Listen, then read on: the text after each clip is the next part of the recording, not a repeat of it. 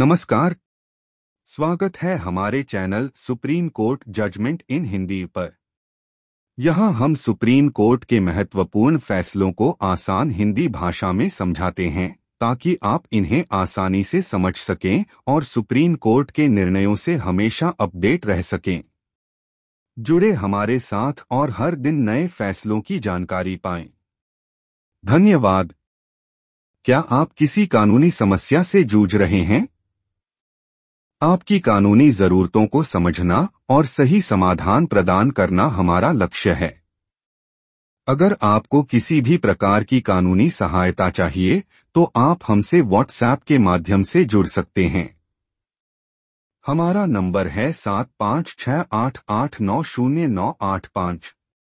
कृपया ध्यान दें, इस नंबर पर कॉल न करें, केवल व्हाट्सएप संदेश भेजें।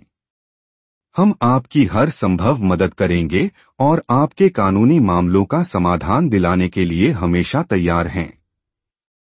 तो देरी न करें, आज ही संपर्क करें। धन्यवाद। न्याय मिलना एक बात है, लेकिन न्याय को हासिल करना कभी कभी और भी मुश्किल हो जाता है।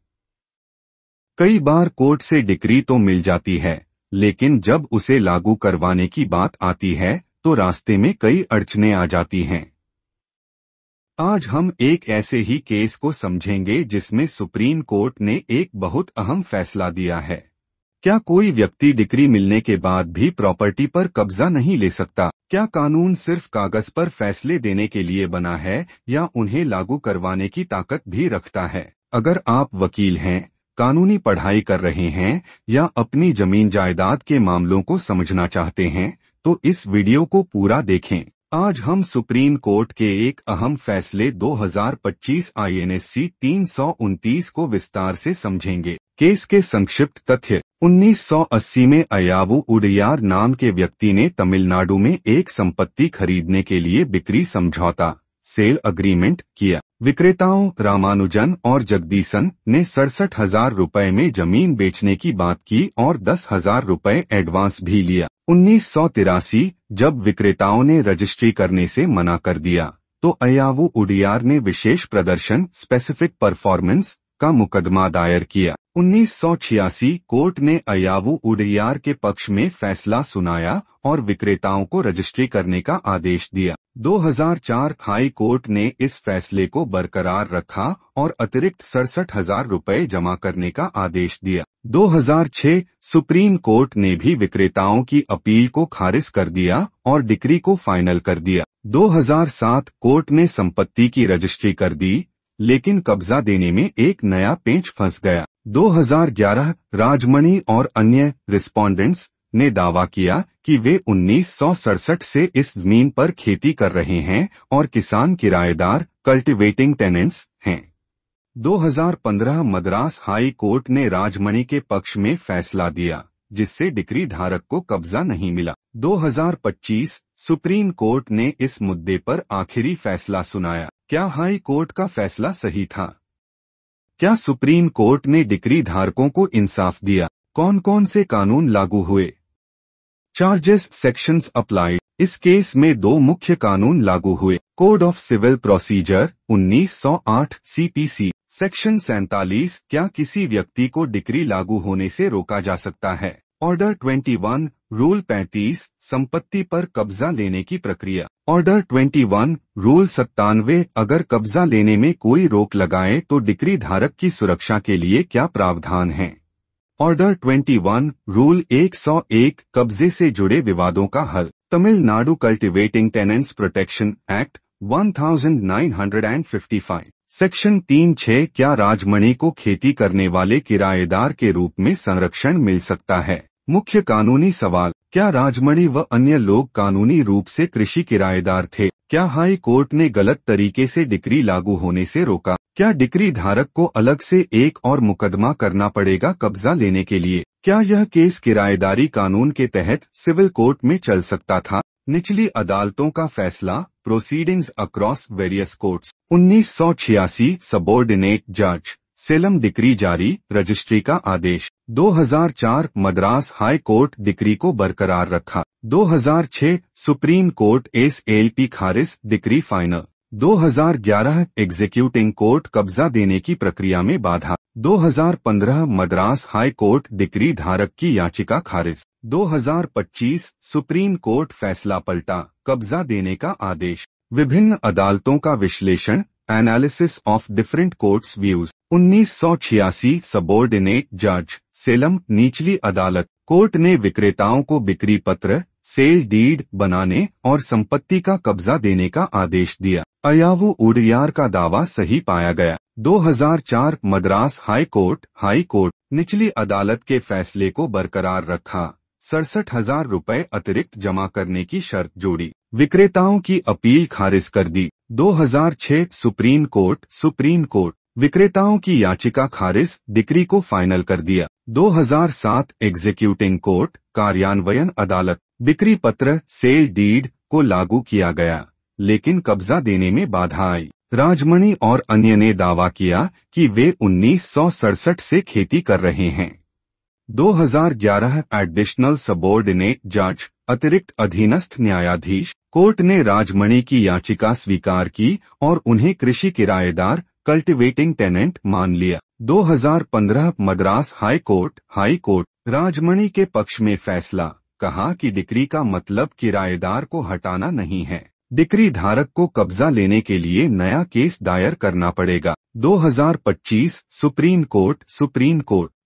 कोर्ट ने हाई कोर्ट का फैसला पलट दिया। राजमणि के पास किराएदारी का कोई कानूनी सबूत नहीं था। डिक्री में कब्जा देना शामिल था, इसलिए उसे लागू किया जाएगा। निष्कर्ष, सुप्रीम कोर्ट ने स्पष्ट किया कि डिक्री मिलने का मतलब कब्जा भी मिलना चाहिए, वरना न्याय अधूरा रहेगा। अन्य सुप्रीम कोर्ट के फैसले जिनका इस केस में जिक्र हुआ। Other judgements referred, Shrinath v Rajesh 1998 4 ACC 543। कार्यान्वयन अदालत एग्जीक्यूटिंग कोर्ट तीसरे पक्ष की शिकायतों को सुन सकती है। Brahmdev Chaudhary v Rishikesh Prasad Jaiswal 1997 3 SCC 697। सिर्फ कब्जे में रहने से कानूनी अधिकार नहीं मिल जाता। Silver line forum v Rajiv trust 1998 3 SCC 723। जो व्यक्ति डिक्री में पक्षकार नहीं है, वह डिक्री को रोक नहीं सकता। NSS Narayan Sharma v Goldstone exports 2002 1 SCC 662। Decree में शामिल आदेशों को पूरी तरह लागू करना होगा। Smriti Debbarma v Prabha Ranjan Debbarma 2023 SCC online SC 9। कब्जे का दावा सिर्फ मौखिक नहीं बल्कि कानूनी रूप से साबित होना चाहिए। निष्कर्ष, सुप्रीम कोर्ट ने इन फैसलों के आधार पर कहा कि डिक्री धारक को कब्जा मिलना ही चाहिए। तो दोस्तों, अब हम बात करेंगे इस फैसले के उन मुख्य बिंदुओं की जिन पर सुप्रीम कोर्ट ने अपना ध्यान केंद्रित किया। इन पॉइंट्स को समझना बेहद जरूरी है क्योंकि ये तय करते हैं कि कोर्ट ने आखिरकार फैसला क्यों पलटा और डिक्री धारकों के पक्ष में निर्णय क्यों दिया। डिक्री के तहत कब्जा भी शामिल होता है। Decree for specific performance includes possession. Supreme court ने कहा कि जब कोई विशेष प्रदर्शन स्पेसिफिक परफॉर्मेंस की डिक्री दी जाती है तो इसका मतलब सिर्फ संपत्ति की रजिस्ट्री सेल डीड कराना नहीं होता, बल्कि डिक्री धारक को कब्जा भी मिलना चाहिए। अगर कब्जा नहीं मिलेगा तो डिक्री का कोई अर्थ ही नहीं रहेगा। यही कारण है कि सुप्रीम कोर्ट ने कब्जे की बाधा को हटाने का आदेश दिया। 2. कार्यान्वयन अदालत कब्जे के विवादों को सुलझा सकती है। Execution courts can determine possession rights. Supreme court ने ऑर्डर 21 रूल 97 CPC का हवाला देते हुए कहा कि अगर किसी डिक्री धारक को कब्जा लेने में दिक्कत आ रही है तो कार्यान्वयन अदालत एग्जीक्यूटिंग कोर्ट कब्जे से जुड़े विवादों को हल करने का अधिकार रखती है।